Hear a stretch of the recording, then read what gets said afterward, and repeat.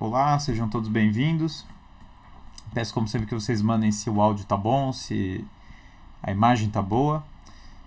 E hoje, boa tarde aí para todos. E hoje nós vamos falar um pouco sobre o que são direita e esquerda, o que significa direita e esquerda. Por que a ideia de fazer essa live? Eu estou absolutamente impressionado com a quantidade de confusões que aparecem quando se fala de direita e esquerda. O nosso debate público ele é repleto dessa terminologia e existe no Brasil uma direita agora, pessoas que se identificam como parte da direita, várias pessoas inclusive. Quando eu era mais novo, por exemplo, o termo direita tinha sido...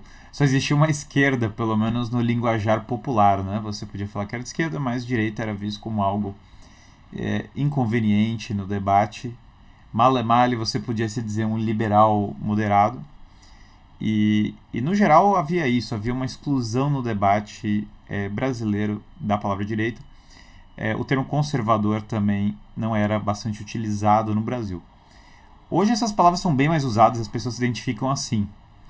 Mas o fato é que pelos debates que eu vejo das pessoas discutindo tal coisa é direita, tal coisa é esquerda, eu vejo uma geral falta de embasamento e uma incoerência substancial na forma como as pessoas estão se apresentando. Tem muita gente que, na verdade, tem uma visão política de direita e não se vê desse modo, não fala desse modo. E tem uma série de pessoas que, na verdade, têm uma visão de esquerda ou de uma esquerda antiga e usa o termo direita e fala, não, isso é a direita, esse é o verdadeiro caminho da direita. Para piorar, existe toda uma terminologia da Guerra Fria que tenta separar direita e esquerda da seguinte maneira. Bom, existe a direita, que é o capitalismo, e os Estados Unidos da América seria o símbolo dessa direita, e existe a esquerda, que é a União Soviética, e, portanto, o símbolo da esquerda seria a Rússia e o comunismo soviético. E isso, na verdade, não reflete a história de direita e esquerda, né? Na verdade, isso é muito pouco para o que historicamente representam esses conceitos. Então hoje eu vou tentar dar uma espécie de apresentação, né? Tentar pegar tanto um pouco da tradição dos termos, né? O que eles significaram ao longo da história, como o que eu acho que é o essencial do que é direita e esquerda, ou seja, o que é o mais importante sobre isso. Por essencial, quero dizer algo que vale para todas as épocas, não que vale só para a nossa época. Algo, portanto, que tem algum grau de universalidade, né? Então vamos lá, primeira coisa sobre direita e esquerda. Existe um mito que paira sobre várias pessoas de que eu estou acima de direita e esquerda. Eu estou acima da discussão política, direita e esquerda é só uma ideologia corrente, é disputa política partidária e eu estou acima. Isso se manifesta de várias maneiras, as pessoas falam isso de vários lados. Por vezes a pessoa fala, não, eu sou católico, eu sou cristão, e o cristianismo está acima da disputa entre direita e esquerda, portanto eu não tenho nada a ver com essa disputa, eu estou lidando com o ideal superior. Embora as pessoas possam falar isso, a realidade é que, sim, de fato a doutrina eterna da Igreja Católica está acima de qualquer disputa humana. E de fato acredito que Jesus Cristo esteja acima de qualquer disputa humana. Mas não é verdade que as pessoas que estão na igreja temporalmente entendida e as pessoas que estão vivendo uma vida cristã em 2022 estão acima daquilo que é a disputa de direita e esquerda no Brasil. Não é verdadeiro. E não só no Brasil, mas estou falando globalmente. O fato é que, querendo ou não, a sua vida é muito pautada por essa disputa entre direita e esquerda. Você está discutindo em 2022 coisas como direitos de minorias, você está discutindo pronomes que você não discutia antes, você está discutindo políticas públicas que eram fora do hall de discussão. A sua vida tem costumes e leis aplicadas que são exatamente as leis do debate de direita e esquerda. Aliás, a sua vida está infinitamente mais, legalmente falando, à esquerda do que ela estava há 10 ou 20 anos atrás. Lembrando que no Brasil, nos anos 70, não havia a legalização do divórcio. E hoje ninguém vai discutir a legalização do divórcio, ela já está fora da janela de Overton. O que é a janela de Overton? A janela da opinião aceitável. E o fato é que a janela da opinião aceitável, ela sempre vai indo para o lado da esquerda. E no Ocidente contemporâneo, nos últimos 200 anos, no longo prazo, no curto prazo não, mas no longo prazo, a janela de Overton tende a ir para a esquerda. Então é isso que eu pretendo abordar com vocês também. Por que isso está acontecendo ao longo dessa semana de lives? Por que a janela de Overton sempre vai para a esquerda, certo? Por que se alguém chegar hoje e falar eu sou contra a legalização do divórcio, imagina, no século XX, no começo do Brasil, era proibido o contraceptivo. E ninguém vai chegar e defender publicamente numa eleição em 22 a proibição do contraceptivo. Não vai fazer parte do debate e a pessoa seria ridicularizada se ela o fizesse, né? Então essa relação, primeira, também não é verdadeiro que eu sou da igreja, estou fora dessa disputa. As pessoas da igreja estão usando a terminologia de direita e esquerda, estão usando a terminologia das disputas políticas contemporâneas.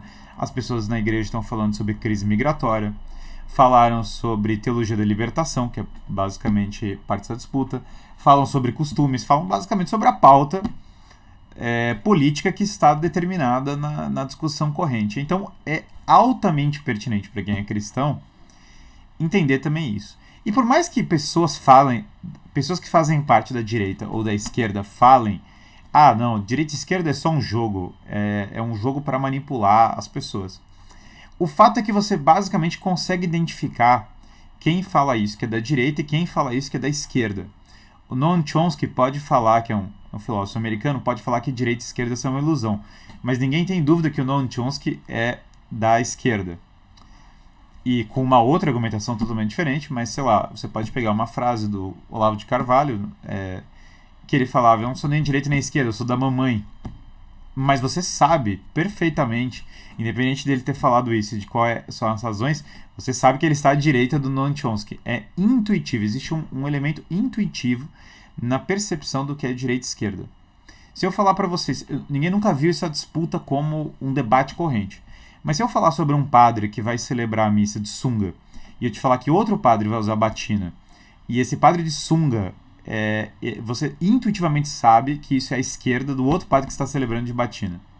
Independente das outras pautas, você sabe que esse ponto é assim.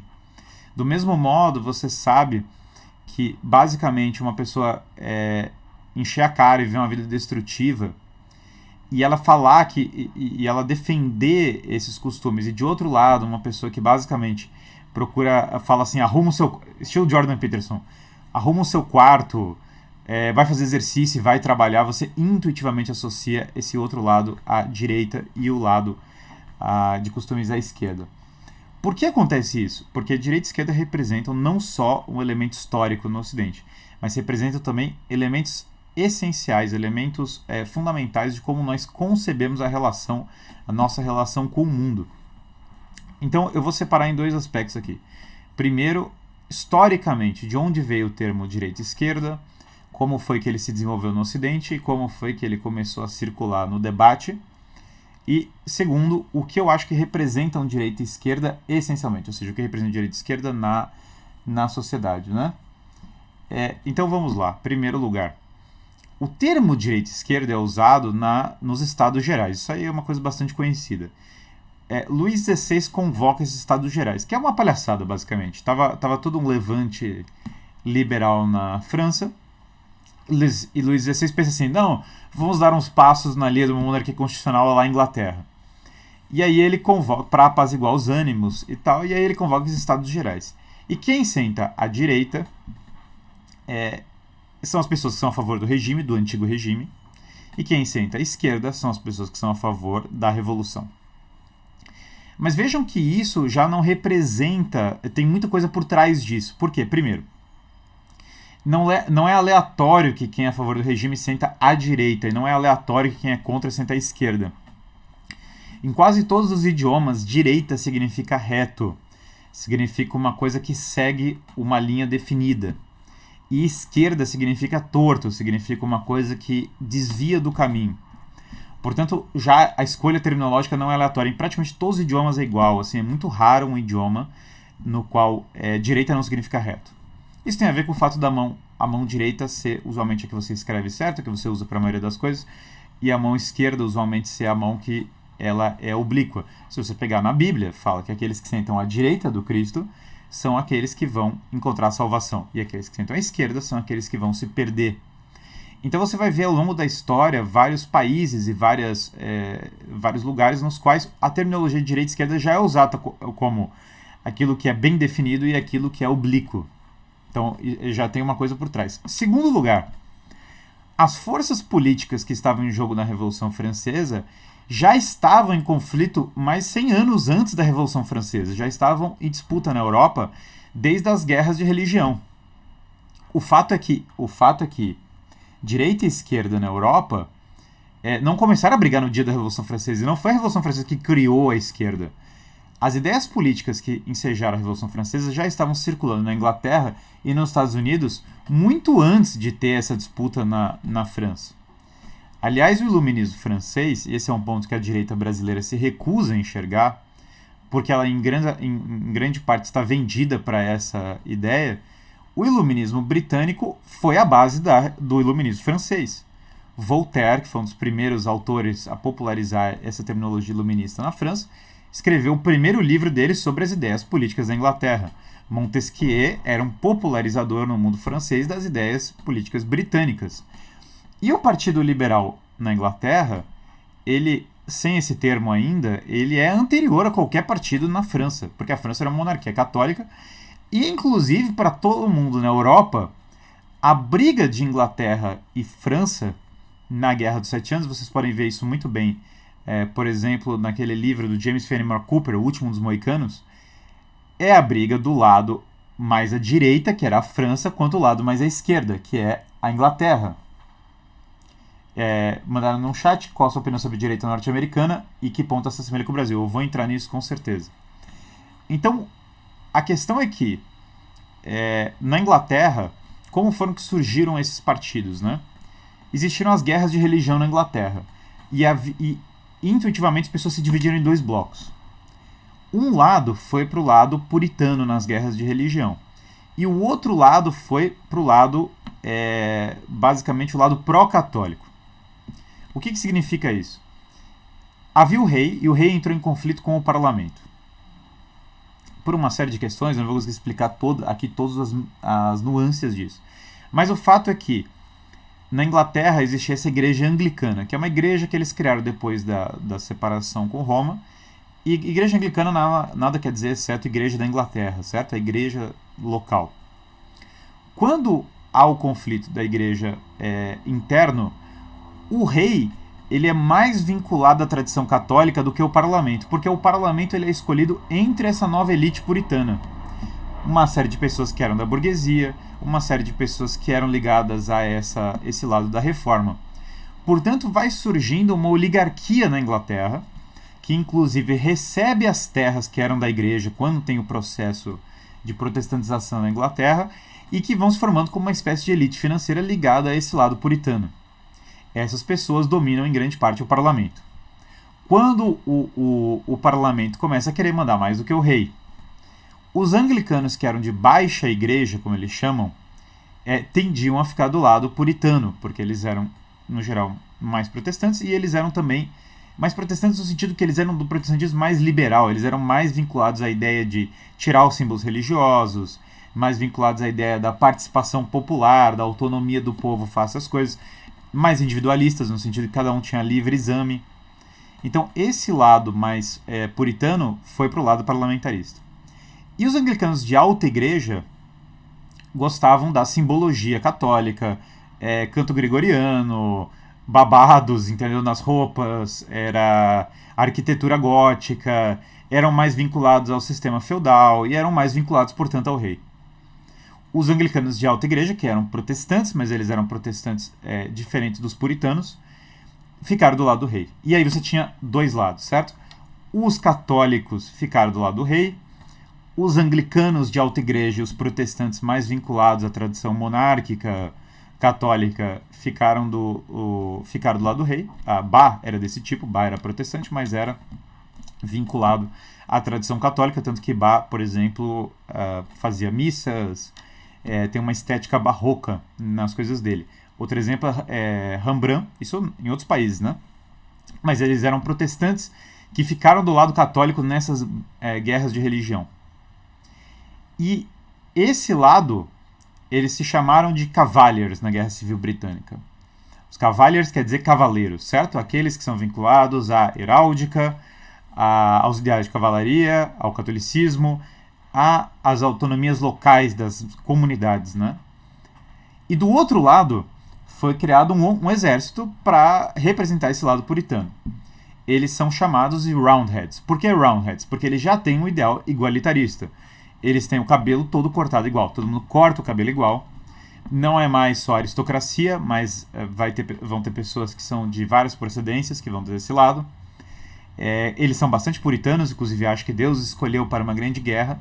O líder dessa batalha, que é o Cromwell, inclusive se vê como um republicano, tanto que Cromwell, quando ele ganha a guerra, ele institui uma república, que na verdade é uma ditadura na qual ele manda. Mas esse lado é o lado vinculado ao parlamentarismo, portanto vinculado à nova oligarquia emergente. Ele é a favor de excluir os símbolos religiosos, porque afinal eles são todos idolatria, portanto é um lado mais secularista, embora bastante com um zelo muito religioso. E esse lado tem uma crença teológica muito específica de que a história sempre evolui.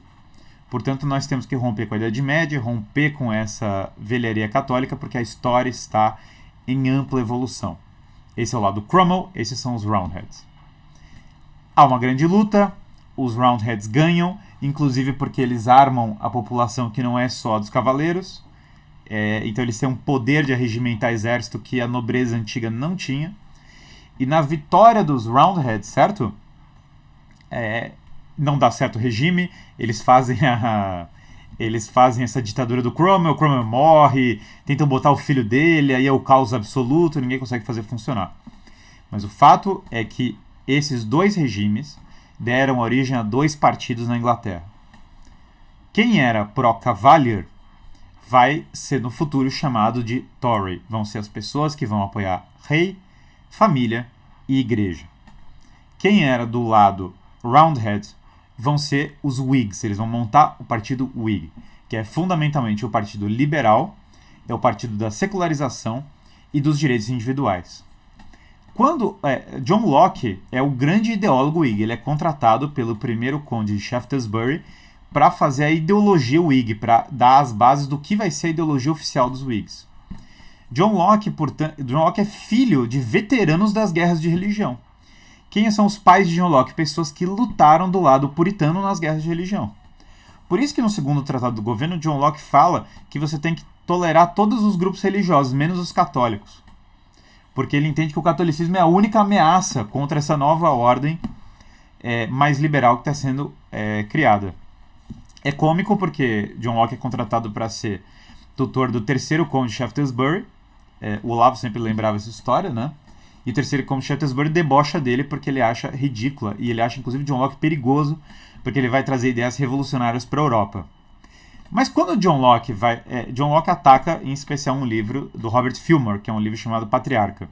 O que argumenta o livro Patriarca? Ele fala que a autoridade é inevitável, sempre alguém vai mandar, e naturalmente existe a autoridade da igreja, a autoridade do rei e a autoridade do pai de família. Essa é a tese clássica do poder. Alguém manda, então é melhor que alguém mande com coesão, ao invés de ser uma grande luta de todos contra todos. É a tese do Patriarca. E John Locke ataca isso, e ele fala, não. Todo mundo é uma tábula rasa, todo mundo nasce vazio, e nós precisamos fazer um grande contrato social. Quem ganha poder com o contrato social de John Locke na época? O parlamento britânico, por isso que John Locke dá passos importantes na linha do parlamentarismo. Quem ganha dinheiro com isso? A elite financeira, que vai se organizar no parlamentarismo, e os secularistas e os puritanos. Portanto, já é essa estranhíssima combinação de secularismo e puritanismo vai gerar com o tempo no protestantismo liberal a visão de que nós temos que ter um regime altamente moralista. Esse regime moralista tem que impor uma visão moral sobre as pessoas, e essa visão moral vai ter que ser progressivamente mais secular e evolutiva. O partido Whig, que John Locke é o mentor, vai virar sinônimo de progressismo na história britânica. Tanto que os ingleses chamam de Whig History a história que fala só do progresso, a história que só diz que tudo evolui, que tudo indefinidamente está indo na direção da evolução e do progresso. Então os Whigs são basicamente liberais, livre mercado, individualismo, direitos individuais, parlamentarismo, secularismo. Essa é a pauta resumida. É óbvio, para quem tem um mínimo de conhecimento histórico a partir daí, que as ideias da França vão beber de John Locke, evidente, e as dos Estados Unidos também. Jefferson é eminentemente um estudioso de John Locke. E é óbvio, para quem tem o mínimo de bom senso, e para todo mundo da época é óbvio, é evidente que os Cavaliers são à direita e os Roundheads são à esquerda. Antes de ter essa disputa, porque é a mesma disputa que vai ter na França 100 anos depois. Só que na França, a França é uma herdeira tardia dessa mesma disputa. O lado da direita é o lado que ficaria do lado dos Cavaliers, do lado dos jacobitas, depois no que vai ser a Revolução Gloriosa Inglesa. E o lado da Revolução é o lado com as facções mais moderadas e mais leves, verdade? Tem os girondinos, que são o lado um pouco mais britânico da disputa, e tem os jacobinos, que são o lado mais ferrenho, vamos para a Revolução full time, mas o fato é que o lado à esquerda é o mesmo lado do regime puritano. Do mesmo modo, as pessoas falam de esses puritanos, eles vão viajar para os Estados Unidos, e eles vão montar muito do que vai ser os Estados Unidos, inclusive muito da cultura que por lá vai passar, né? E aqui vejam que é importante isso, portanto, 100 anos antes da Revolução Francesa, direita e esquerda já estavam mais ou menos definidas na Inglaterra, e já era claro. O partido Tory, ele vai depois ser reformado para ficar mais à esquerda. O nome da reforma para o partido Tory ficar mais à esquerda, para ele beber de parte da visão liberal, para ele ser mais moderado, para ele não ser aquele partido velha guarda, certo? Que foi o Robert Peel, foi um político britânico que fez essa reforma. Ao ser alterado, o partido Tory mudou o nome para o Conservador. Conservador é o nome que na Inglaterra era dado à esquerdização do partido Tory, do partido de direita. Foi na prevalência da esquerda sobre a direita que surge o nome conservador, para substituir a herança monárquica e pró-católica do partido e apagar isso da história. O partido Whig vai depois mudar de nome para liberal. Mas isso foi uma evolução na mesma linha, e o Partido Liberal vai depois ser o trabalhista futuramente. Não é a mesma história, o Partido Liberal existiu com o trabalhista, mas o eleitorado do Partido Liberal migrou para o Partido Trabalhista. De qualquer modo, o Whig vira liberal, daí vem a terminologia conservador-liberal, historicamente falando, ela não veio de um texto do Benjamin Constant ou de alguma coisa. Ela, em termos de partidos políticos na Europa, vem do fato de que na Inglaterra foi assim que eles organizaram. E a Inglaterra praticamente dominou o mundo, a Inglaterra dominou 20%, 25% do mundo, ganhou todas as guerras. Portanto, a disputa política inglesa virou a terminologia da disputa política brasileira, portanto, que tinha um partido conservador e liberal, e virou a disputa política global. Todo mundo usa a terminologia da Inglaterra. Nos Estados Unidos também tinha um partido de esquerda e um de direita quando eles fizeram a independência. O partido de direita era o federalista, e o partido de esquerda era o republicano democrático. Eu vou depois explicar mais essa coisa de república e democracia, mas o ponto é que vocês começam a perceber o seguinte: ao longo de toda a Europa, tanto que os prefiguradores também da Revolução Francesa são os huguenotes, que eram os puritanos na França, né? Então essa terminologia ela vai espalhando por todos os lugares, basicamente. Ela não é uma terminologia restrita à Inglaterra. É uma terminologia que passa por todos. Nos Estados Unidos era muito fácil ver quem era direita e esquerda. Quem era vinculado às ideias de John Locke e que cogitou apoiar a Revolução Francesa era o Jefferson, que usa esse termo republicano democrático. Democrático, na terminologia antiga, na terminologia clássica, era a corrupção. A democracia, para Aristóteles, é a corrupção de uma politia, do que às vezes é traduzido como república. Então, quando a república se corrompe, ela vira uma democracia. E aí os americanos criaram esse neologismo, que é república democrática, que todo mundo adotou. Todo mundo começou a falar que é uma república democrática. Aliás, o Brasil, quando ele virou república, o Brasil virou os Estados Unidos do Brasil, copiando o que estava sendo feito nos Estados Unidos. Mas toda vez que falam conservador, Conservador, historicamente falando, nada mais é do que o direitista que se vendeu para o liberalismo. E isso eu estou me referindo ao Robert Peel. Para piorar, Edmund Burke foi elencado como o herói do conservadorismo global, porque ele foi contra a Revolução Francesa. Mas quem é Edmund Burke? Edmund Burke se dizia um old Whig, ou seja, um velho Whig. Portanto, ele se diz um esquerdista da velha guarda. Edmund Burke nunca afirmou eu sou um reacionário, eu sou um monarquista, eu sou pró-católico, até porque ele era um irlandês querendo ser aceito na sociedade britânica. Se ele falasse isso, ele não conseguia se eleger. O Edmund Burke se dizia um velho esquerdista, assim como, sei lá, Friedrich Hayek se dizia um old Whig, um velho esquerdista. E ao dizer eu sou um velho Whig, ele fala, não, eu aceito a linha da esquerda. Notoriamente, ele está se referindo ao quê? A Revolução Gloriosa, que é uma continuação da Guerra Civil Britânica. Então eu aceito parte da esquerda, mas eu não aceito a radicalização contemporânea, essa que está levando à Revolução Francesa. Mas vejam que, do mesmo modo, acontece esse mesmo fenômeno. Como vai tudo rumando para a esquerda, a terminologia muda. Exemplo, no Império Brasileiro, a extrema esquerda era o positivismo. A extrema esquerda do Império, tanto que é satirizada por Machado de Assis no Alienista e outras coisas. Essa extrema esquerda do positivismo é a mesma ideologia do regime militar brasileiro. Portanto, o que em 1889 era super de esquerda, em 64 era super de direita. Mas isso é simplesmente a passagem do tempo, é a mesma ideologia, o positivismo, basicamente com alterações, mas o mesmo positivismo em épocas diferentes significa coisas diferentes, só porque a sociedade inteira foi rumando para a esquerda. Porém, ódio entre ti e a serpente e a sua descendência. Esse é o começo da disputa. Isso não é incorreto porque Samuel Johnson, que era um direitista de verdade, ele, por outro lado, falava o diabo foi o primeiro Whig, né? Então ele, na verdade, dizia que o primeiro liberal, o primeiro que era dessa ideologia, foi o diabo. Por que ninguém duvidava que o contratualismo... E quando eu debati isso, eu falei, mas e o contratualismo? Porque para todo mundo da época do John Locke, todo mundo sabia que a visão contratualista do John Locke, a visão de direitos iguais do John Locke, a visão de secularismo do John Locke, ela tirava poder da monarquia, do catolicismo e dos senhores feudais, e ela dava poder para a nova elite ascendente. Todo mundo sabe disso na época. É só vocês lerem os textos da época, só vocês lerem as cartas da época, ninguém duvida disso. E quando isso passa para os Estados Unidos, Alexander Hamilton, que é o líder da direita da Revolução Americana, que em alguns aspectos também é a direita da esquerda, porque a direita mesmo nos Estados Unidos era contra a Revolução.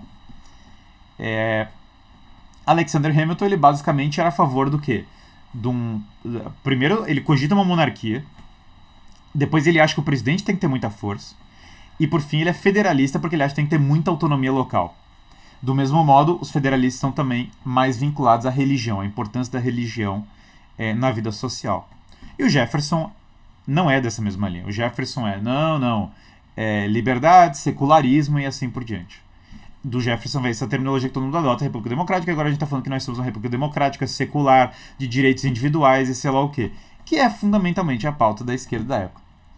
Esse establishment iluminista, ele vai pegar forte, então, portanto, em 3 países. Quais países? A saber, Estados Unidos, porque a Revolução Americana tem esse lado puritano, e o Alexander Hamilton é pego num escândalo sexual, e daí isso dá um poder desgraçado para a esquerda nos Estados Unidos.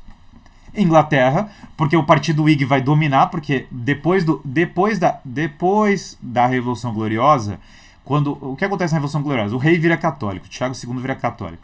Eles derrubam o rei com uma intervenção militar da Holanda. E aí o que eles instituem? O tal do regime parlamentarista. Qual que é o ponto do tal do regime parlamentarista? Ele só tem um ponto central. A Igreja Católica não vai ter vez nesse país e a rainha não vai mandar. O rei não vai mandar. Isso está sendo aplicado até agora. Tem uma característica fundamental da nossa querida Elizabeth II, que acabou de falecer. Ela não manda no país. Do mesmo modo, por pior que seja ele, o fato também é que Charles não manda no país. E o fato é que nenhum rei da Inglaterra manda no país, porque esse foi todo o ponto da Revolução Gloriosa e do parlamentarismo. E quando você, que é um direitista contemporâneo, fala ai, que evolução, agora todos são mais livres. O que qualquer pessoa da época que era da direita desse período ia falar pra você mas livre em quê?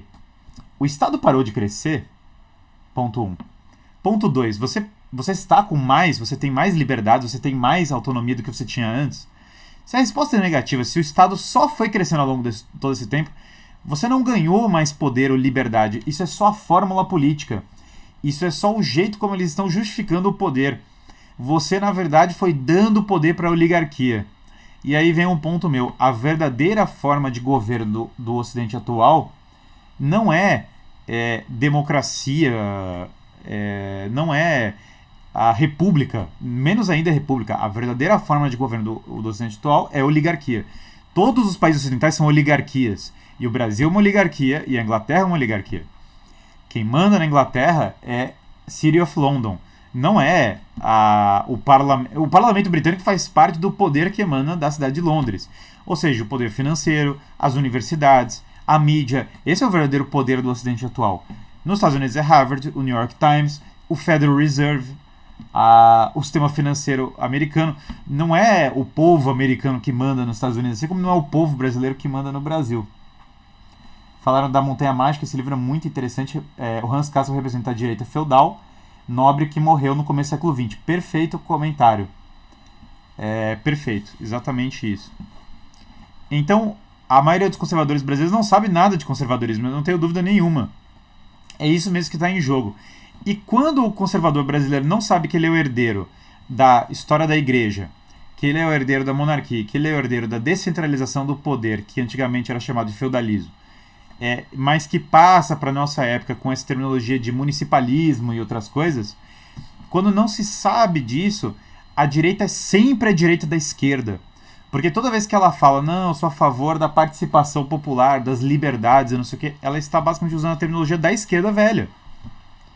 E a esquerda não para de evoluir, porque ela vai sempre, a oligarquia vai rumando mais para a esquerda. Então, se o liberalismo antigo já não é suficiente, agora precisa de socialismo. Ah, não, socialismo não, então agora é o progressismo. Ah, não, progressismo não, agora eu preciso... E o progressismo vai sempre ficando mais progressista, e o liberalismo vai ficando mais liberal, e o esquerdismo vai ficando mais esquerdista. Na verdade, o socialismo mesmo, ele vem do contexto do liberalismo, óbvio. Karl Marx, o livro de cabeceira dele é Rousseau, ele é um estudioso da economia de Ricardo, na Inglaterra, que ele achava que ia ser o centro do socialismo. E Karl Marx, ele basicamente está seguindo a tradição revolucionária, que é a tradição liberal. Ao passo que ele acha que ele acha que o capitalismo é a etapa mais evoluída e agora tem que vir a próxima, que é o socialismo. Mas Karl Marx ele surge dentro do movimento. A escola de Frankfurt. Ah, não, a escola de Frankfurt contra os Estados Unidos. Balela, a escola de Frankfurt é aonde? Nos Estados Unidos. A escola de Frankfurt começa na Alemanha e ela foi fomentada e feita junta nos Estados Unidos. Foi os americanos que promoveram a escola de Frankfurt. A Segunda Internacional Comunista é em Nova York. O Partido Socialista Americano ele é anterior ao Partido Socialista Russo. Inclusive os americanos, John Reed, por exemplo, ajudaram a fundar o Partido Socialista Russo. Tem um americano dentro da parede do Kremlin. E existe e vários russos foram gratos à ajuda americana para que conseguissem fazer a Revolução Russa. Do mesmo modo, o socialismo fabiano, que é a nossa versão contemporânea, foram as bases da ONU. H.G. Wells, eu falei isso no documentário que eu fiz, era um socialista fabiano, era proponente da história de um governo global, e ele é uma das pessoas que escreve os estatutos da ONU. E ele é inglês, e ele não é um marxista-leninista. Portanto, as pessoas têm que parar de achar que esquerda é só comunismo marxista-leninista, que é só Marx que é a esquerda, que é só Lenin que é a esquerda. Para qualquer anterior seu, para qualquer antepassado seu, o liberalismo era a esquerda. E mais ainda, para os antepassados dos seus antepassados, o conservadorismo é a esquerda, porque o conservadorismo ele é a direita da esquerda que agora está no paradigma da Revolução Constitucional. É por isso que quando eu debati a independência do Brasil, eu vejo o Partido Conservador Brasileiro como a direita da esquerda, óbvio. Porque o Partido Conservador Brasileiro já está pressupondo uma monarquia constitucional brasileira que já está seguindo esse mesmo rumo do liberalismo global. Portanto, dissolvendo a autonomia e a união da soberania do monarca e a soberania da igreja. Por isso que no Brasil tem a questão religiosa e a igreja perde poder. Ao qual a única pessoa no Brasil que deu passos na linha de restaurar isso de maneira substancial, pelo menos a mais notória, é a Princesa Isabel, que foi derrubada pela República, porque não podia ter isso. o fato é que essa nossa esquerda, eu vou falar isso ao longo dessas lives, está fadada a fracassar. Porque a nossa direita está fadada a fracassar? Porque a nossa direita, ela não faz a menor ideia de quem ela é ou do que ela é herdeira. Ela empina o nariz e fala: eu não tenho nada a ver com a Idade Média. Mas eu só queria que voltasse aos anos 80. Mas é que é muito importante, em nome da liberdade e dos direitos individuais, nós somos os verdadeiros defensores da liberdade dos direitos individuais. Toda essa direita, ela nada mais faz do que fazer a pauta da esquerda. Por isso que a esquerda sempre ganha, porque a esquerda que tem as instituições de poder, porque a oligarquia, que é quem manda de verdade, ela é consensual em relação a qual é a pauta dela. Você não vai ver uma divergência entre o New York Times e a Folha de São Paulo substancial. Você não vai ver uma divergência substancial entre Harvard e o New York Times, entre a USP e a Folha de São Paulo, entre o Le Monde e assim por diante. Porque todos eles têm em comum uma coisa. Eles sabem, certo? Quais são as políticas que são pró-oligarquia e eles sabem quais são as políticas que são pró-monarquia. E o fato de você não saber só atrapalha demais as coisas. Mas existe um cheiro de formiga, existe uma intuição. A oligarquia, ela sabe perfeitamente quando alguém ameaça a oligarquia. Tanto que ela tem uma reação imensa. O Partido Republicano ameaça a oligarquia americana praticamente zero. Por isso que eles não têm nenhum poder, eles não têm nenhum problema, no geral, com o Partido Republicano. Eles causam muito pouco problema, porque o nível de ameaça do Partido Republicano é mínimo para a oligarquia estabelecida. Mínimo. E mesmo a vitória eleitoral do Partido Republicano é mínima. Porque o que acontece? Já que há um consenso entre o Departamento de Estado americano e a mídia e as universidades, basicamente, quando é eleito um presidente que diverge muito da pauta iluminista, ele só não vai conseguir governar, simples assim. Isso é o que acontece com todos os presidentes que são ditos da direita. Eles não governam, porque o sistema é contra eles, então eles não vão conseguir governar. É ridícula a ideia de que um presidente de direita vai conseguir governar, ele não tem a menor capacidade. Eu tenho dúvidas se um presidente de direita consegue, no Brasil, por exemplo, gerir o Palácio do Planalto. Eu tenho sérias dúvidas se ele conseguiria mandar no Palácio do Planalto. E eu trucaria o grau de poder que o presidente tem dentro do Palácio do Planalto. Imagina nos órgãos de governo e imagina numa visão mais ampla como essa que eu estou falando, certo? Então a ideia, vocês têm que entender a natureza assimétrica de direita e esquerda.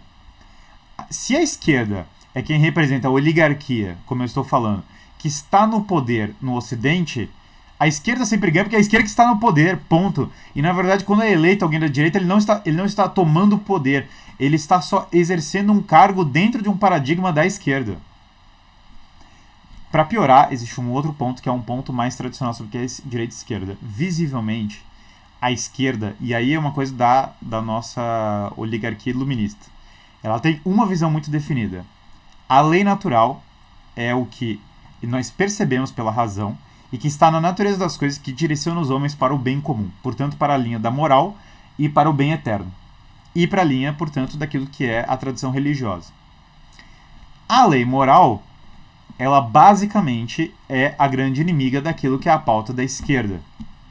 Por que eu falo isso? Porque não tem nenhum avanço da esquerda que não seja na linha de mais permissão moral. Eles nunca são na linha de costumes mais rígidos, eles sempre são na linha de mais permissão moral. Se você pegar duas pautas e você pegar a que é mais permissiva moralmente, você vai imediatamente associá-la à esquerda. Qualquer pauta é assim, em relação à família, em relação a qualquer costume. Aí vem o nosso problema que aumenta. Conforme a tecnologia avança, as pessoas demandam menos virtude pessoal para poder resolver as coisas. Se você vive no mundo feudal, cara, você tem que saber se defender, você tem que saber plantar comida, você tem que saber consertar as coisas da sua casa. No mundo tecnológico, que tudo é um aplicativo, você pode ter muito pouca virtude e sobreviver no mundo, certo? Portanto, a tecnologia favorece a esquerda, porque você consegue tolerar um grau de falta de moral muito alto e a sociedade continuar funcional. Como nos últimos 200 anos nós temos um grande avanço da tecnologia, é muito mais fácil para as pessoas terem uma vida imoral e sustentarem a vida imoral por meio da tecnologia. Portanto, o avanço, e por isso que países de primeiro mundo também sofrem tanto com essa coisa do progressismo, porque na verdade ele já tem um avanço tecnológico que permite a eles, e uma qualidade de vida, que permite a eles basicamente, que fundamentalmente permite a eles sobreviver com a piora da moral. E na medida em que as pessoas vão perdendo moral, certo? A esquerda que ganha. Portanto, a dissolução dos costumes e a dissolução da nossa própria civilização é a vitória da esquerda. Então a gente tem uma coisa muito louca, que é o carro acelerando para a parede. A nossa oligarquia, ela é consensual e a esquerda é o que favorece ela. Ela é consensual, ela é consensual no sentido de que ela quer que nós vamos para a linha menos moral, uma linha antinômica, a linha de transgressão da moral. Falaram de Mencius Moldbug, com certeza é uma influência que eu estou falando, mas não é a única, né? Também aqui, eu no caso, eu não sou igual ao Moldbug porque eu sou um tomista e eu tenho ideias tradicionalistas políticas também misturadas. Mas sim, é bem parecida a análise e com certeza eu acho que ele está certo sobre várias coisas. Mas, então entendam, o trem está indo bater na parede, porque quem manda no Ocidente quer transgredir a moral e a tecnologia dá suporte para que consigam fazer isso. Já era, é um trem acelerando em direção a uma parede, porque chega um ponto que você não consegue transgredir a moral ao ponto da cidade sobreviver. Essa é a tragédia do mundo iluminista. E para quem quer o iluminismo moderado e fala, não, só quero uma sociedade liberal, só quero os anos 90, está esquecendo que os anos 90 deram origem aos anos 2000, e os 2000 aos 2012, e os 2012 aos 2022, e agora, progressivamente, vai dar origem à próxima era. Você nunca vai conseguir a revolução moderada, porque a revolução de ontem dá origem à revolução nova. Então a revolução sempre gera revolução. Você não vai... essa história de velho Whig, essa história de conservador, essa história de liberal, essa história de direita moderada, ela é sempre você alimentar, você está jogando fogo na própria revolução.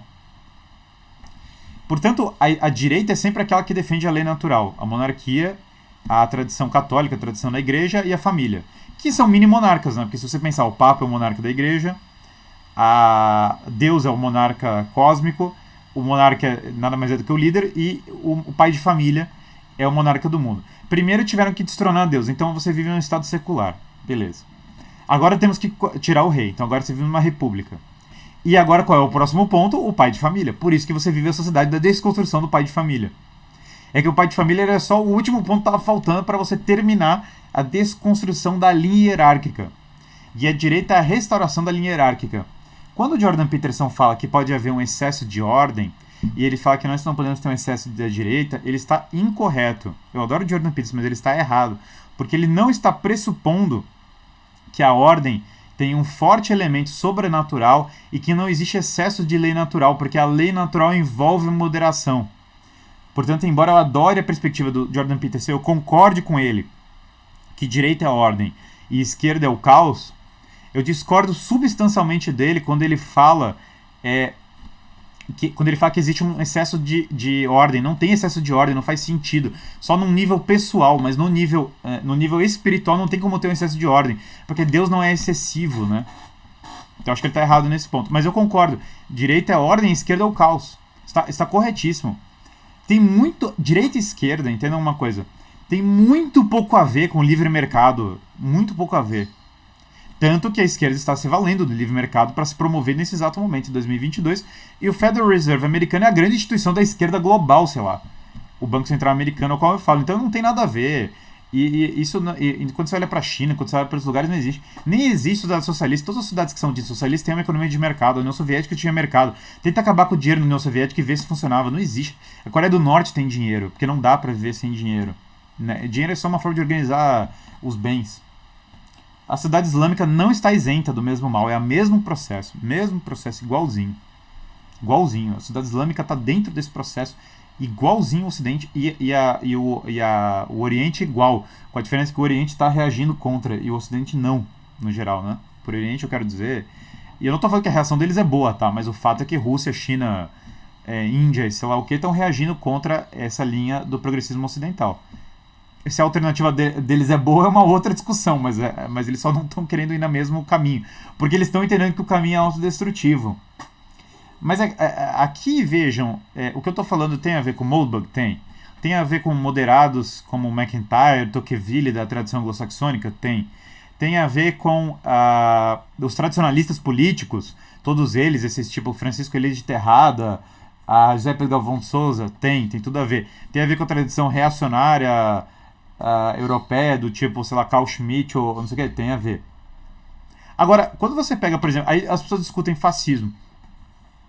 O fascismo nada mais é, e aí, todo mundo discute, o fascismo é direita e esquerda.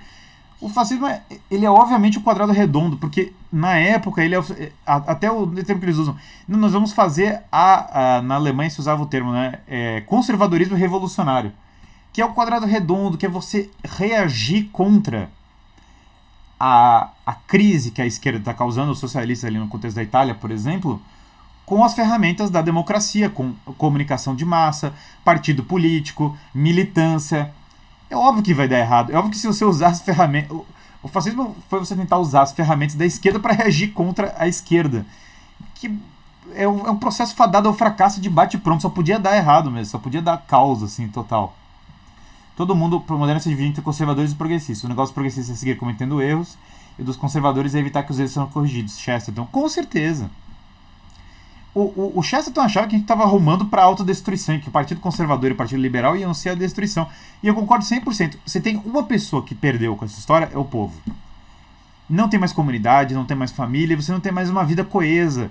E a direita, ela tá ganhando dinheiro das pessoas sem oferecer uma alternativa. Porque quando você fala para a direita, o que eles vão falar? Eu sou um cara radical. Você é radical por quê? Não, eu defendo uma monarquia parlamentarista, constitucional, não sei o que, liberal. Fala, gente, isso não é radical. Isso é a esquerda de 100 anos atrás.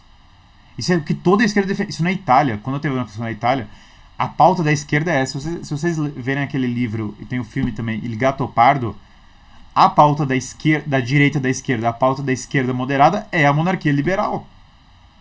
Com a cor azul, que é a cor que virou a cor da direita, e sempre com o apoio da maçonaria.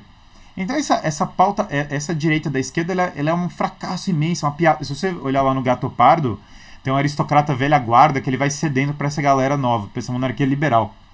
E daí o cara pega lá pra beber um drink, ele olha aquilo, chega uma hora que ele começa a sentir nojo, que ele fala, gente, que palhaçada, né? Que palhaçada. Ele vê lá a burguesia ascendente, ele vê os caras como brega, ele vê tudo que tá virando o mundo, ele fala, cara, isso aqui é uma palhaçada. E ele começa a se sentir mal até o ponto que ele se converte, né? O aristocrata da velha guarda, que já tava, depois de ceder um mundo, depois de fazer tudo errado, depois de se complicar, ele fala, gente, chega dessa palhaçada e tal. E ele vai pro meio das ruas, vai conviver com o povo, se ajoelha e vai confessar com o padre. Porque aí vão falar pra mim, você é monarquista. Mas eu defendo o que Aristóteles defende contra. Eu defendo monarquia, aristocracia e república contra o que Aristóteles diria que são as corrupções delas. Tirania, oligarquia e democracia na terminologia aristotélica ou platônica.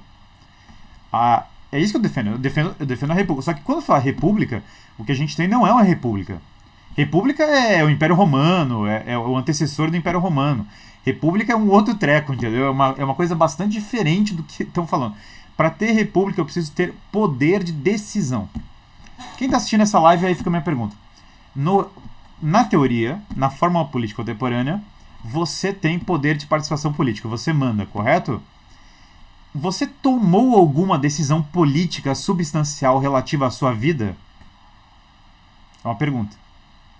Você já tomou alguma decisão? Você já decidiu algo em relação à sua vida? Se a resposta é não, então o que está acontecendo, certo? Direita real foi o governo Carlos Magno, com certeza. Se a resposta é não, veja, e aí mais uma coisa. Agora outra pergunta, certo? A Folha de São Paulo tem poder político no Brasil? Sim ou não? É uma pergunta razoável. Com certeza, tem, certo? As universidades têm poder político no Brasil? Com certeza tem. Os grandes empresários têm poder político no Brasil? Com certeza tem. Então, você não tem poder político e essas outras pessoas têm. Eu sou obrigado, certo, a dizer o seguinte. Quem tem o poder político é a oligarquia, quem não tem é você. Portanto, você está usando uma terminologia totalmente inadequada para como funciona o poder real. Eu não estou nem aí para a carta para o que fala a teoria da lei. Eu estou falando quem tem poder de verdade. É óbvio, por exemplo, que a partir do momento que o real é lastreado em dólar e o dólar é controlado pelo Banco Central americano, e o Banco Central americano é controlado por bancos privados, é evidente que você, em grande parte, é controlado por bancos privados lá dos Estados Unidos que você nem sabe de onde vieram. O Banco Central americano tem um poder gigantesco, 80% das transações do mundo são em dólar. Isso é poder real, gente, isso não é essa teoria política de quinta categoria que se aprende em faculdade de Direito. Ai, não, porque nós vivemos num Estado democrático de direito. Beleza, enquanto isso está lá trilhões, a BlackRock, que é uma financeira americana, gere 10 trilhões de dólares no portfólio dela. Mas aí eu tô falando de poder real, a gente não tá falando agora de que alguém falou que é o liberalismo, que alguém falou que não sei o quê. Então veja que o liberalismo, para mim, ele é muito mais uma teoria para justificar o verdadeiro sistema de poder que está em jogo no Ocidente do que qualquer outra coisa. Mais ainda, o fato por que a gente vive num mundo iluminista, governado pelo iluminismo? Simples. Quais são os 3 países que ganharam a Segunda Guerra Mundial? Quais são os 3 principais países que ganharam a Segunda Guerra Mundial? E a primeira também, por tabela. É uma pergunta, podem responder no chat. Quem ganhou a Primeira Guerra Mundial e a Segunda Guerra Mundial? Quem são os 3 grandes países que ganharam? Podem mandar, vamos ver. Quem ganhou a Segunda Guerra Mundial? Simples, é uma pergunta fácil, né? Então, basicamente, quem ganhou a Segunda Guerra Mundial, Estados Unidos, estão mandando. Evidentemente, é o ganhador primordial. Aqui, União Soviética, Estados Unidos, França e Inglaterra. Inglaterra, Estados Unidos, Rússia estão falando. Basicamente, a gente pode colocar 4, então. Do lado ocidental são 3, mas tem a Rússia ainda. Então, França, Inglaterra e Estados Unidos. França, Inglaterra e Estados Unidos, quais são os 3 países do Iluminismo? Os 3 principais países do Iluminismo. Pasmem. França, Inglaterra e Estados Unidos. O fato é que os 3 países que ensejaram toda a mudança, e obviamente o outro polo é a Rússia, que é o que está dando toda a briga contemporânea. Mas o fato é que os mesmos países que geraram o Iluminismo Ocidental e o outro país, que era a Rússia, que estava vinculado ao marxismo-leninismo, são os ganhadores da guerra. Então, naturalmente, os países que... do mesmo modo, se você for para Paris, Londres e Nova York, você vai ver claramente os efeitos do progressismo aplicado na gestão urbana desses países. E você vai ver as ideias iluministas levadas até as suas consequências finais. Porque esses são os ganhadores, esses são os que impuseram a ordem na qual você vive. O padrão dólar, por exemplo, é uma decorrência dessa vitória. E a criação da ONU foi feita por esses mesmos países que a gente está falando agora. Então é natural que esses países tenham. Mas, Guilherme, e a direita americana? E a direita inglesa? E a direita francesa? Não são essas as grandes direitas? Gente, se tem uma característica da direita desses países é o fracasso absoluto delas. O Partido Republicano teve nenhum sucesso na história. Nixon cedeu um monte para a esquerda, tentou governar um pouco e foi derrubado. Ronald Reagan durou 8 anos e logo foi substituído pelo Bush, para o Bush já desfazer tudo o que o Reagan tinha feito. A Revolução Reagan durou quase nada. Margaret Thatcher durou muito pouco e logo botaram o país dela na União Europeia como ela não queria. Então, tirando um brevíssimo intervalo de sucesso mínimo das direitas desses países, a esquerda ganhou todas as vezes nesse país. E o Partido Conservador Britânico, como o próprio nome já deveria satirizar a história, ele faz uma coisa, que é avançar a pauta da esquerda. Ninguém que tenha um mínimo de decência hoje não percebe que o Partido Conservador... O povo, coitado do povo inglês, o povo inglês só vota na direita. Ele só vota na direita. O povo vai lá e pega a urna e ele vota na direita. E todas as pessoas que eles elegem da direita fazem a pauta da esquerda. É uma piada ridícula. Se não fosse uma breve, um certo glitch na Matrix, que foi o Donald Trump, o Partido Republicano, o povo ficaria votando no Partido Republicano e o Partido Republicano fazendo a pauta da esquerda indefinidamente. A diferença entre o liberalismo inglês e o francês é que o francês foi mais radical, mas os dois estão dentro da mesma, do mesmo ponto. Então a questão é que o povo vota no Partido Conservador Britânico e o Partido Conservador Britânico faz a pauta da esquerda. Óbvio, meu Deus do céu, igual a Angela Merkel. A Angela Merkel é o candidato da direita. Alguém acredita nisso? Alguém acredita nesse treco? É um circo, mas é um circo que todo mundo acredita. Por quê? Porque a direita vem nessa. E aí as pessoas da igreja acham que estão isentas. E daí elas foram apoiar na história europeia a tal da democracia cristã. Rapidamente a democracia cristã virou a social-democracia e rapidamente a social-democracia virou Angela Merkel. Que é o quê? A esquerda, a oligarquia global, a União Europeia mandando na Europa. Quem manda na Europa é o establishment da União Europeia. Então o Brasil, as pessoas estão muito erradas quando elas estão achando, elas não estão nem percebendo qual é o problema. E é sempre igual. A esquerda, como ela criou as regras do jogo, ela não tá nem aí para as regras do jogo, porque ela criou as regras do jogo. É tipo se eu inventar um jogo aqui agora. Eles criaram as regras, então eles estão nem aí pra mudar. Então eles lutam, como dizia o Olavo muito bem. A direita luta com as regras do Marquês de Queensberry, né? Aquela luva de boxe com uma almofada gigante, distância e tal. E a esquerda vai pra uma briga de rua total, porque ela sabe quem criou o negócio. Então nós não conseguimos fugir do aparato do iluminismo. Portanto, quem perde? A direita. Portanto, a lei natural vai pro saco. A monarquia definitivamente não é a pauta que ganha. E a religião não é a pauta que ganha. E a direita bate palma pro secularismo, pro individualismo, para todas as pautas que vocês imaginarem. Foi o Partido Conservador que colocou à frente a dissolução do casamento. E é mesmo, claro que é. E eu brinco para as pessoas, tudo que está à esquerda do Aragon é esquerda, para mim com certeza. Tudo que está à esquerda do Carlos Magno é esquerda. Por que eu brinco isso? Porque quando você olha o Aragon ou o Carlos Magno, que é uma versão histórica do Aragon ou outras figuras, o fato é que eles representam a essência daquilo que eu estou falando, que é a direita. Existe uma zona intermediária, certo? Que são instituições que garantem a ordem social. E essas duas instituições são, a saber, né, o exército e as empresas. As empresas, não as grandes empresas, porque as grandes empresas tendem a se comportar usualmente como o establishment. Mas o empreendedorismo, certo? Especialmente o pequeno comerciante e tudo que é lei e ordem, eles tendem a balizar a sociedade no rumo da ordem. Por isso que normalmente quem é empreendedor e normalmente quem é vinculado à defesa tende a favorecer a direita. Obviamente, a família é a base do que é a direita. Tudo que é pró-família é a direita, tudo que é anti-família é a esquerda. Por que os millennials são todos esquerda? Porque eles não são casados, eles não têm filhos, não fazem a menor ideia do que é tocar uma família. Por isso que eles podem passar o dia inteiro enchendo a paciência com política revolucionária.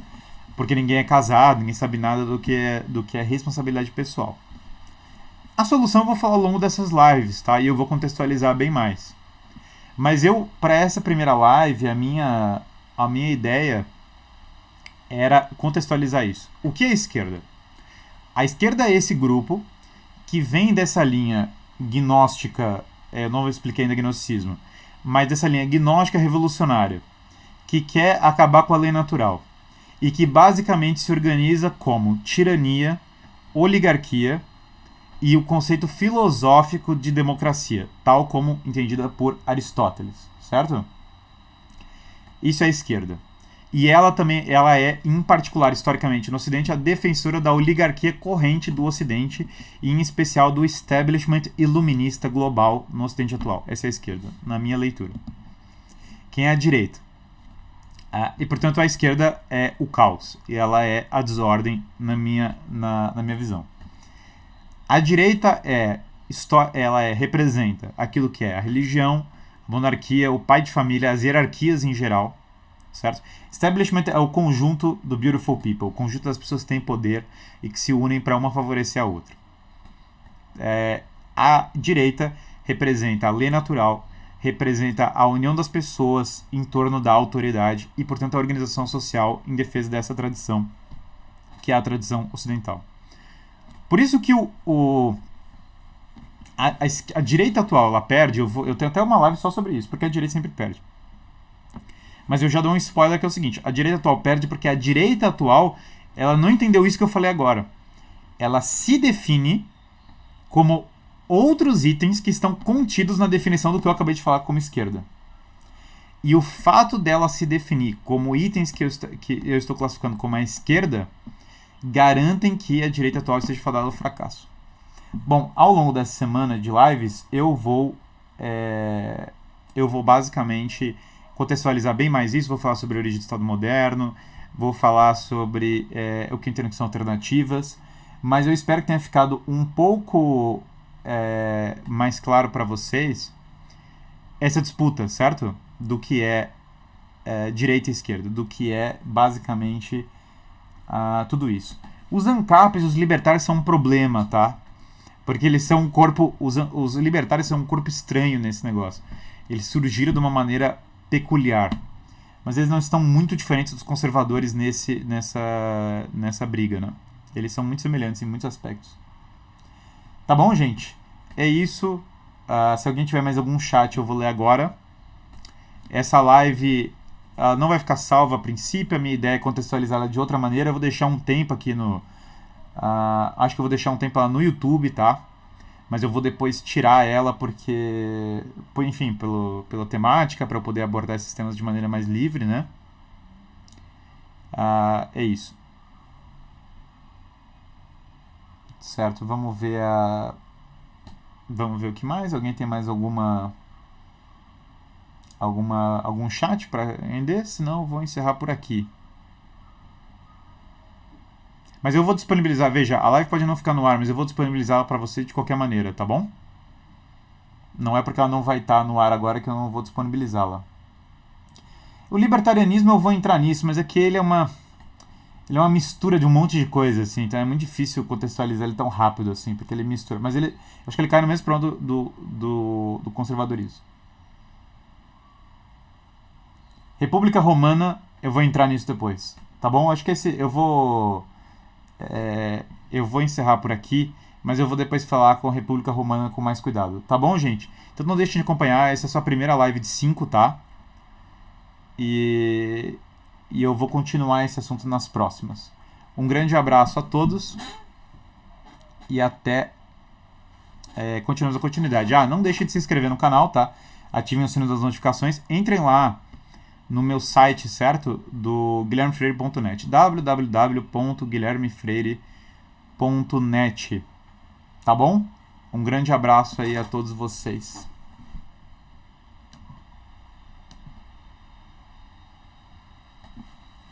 Vou encerrar aqui.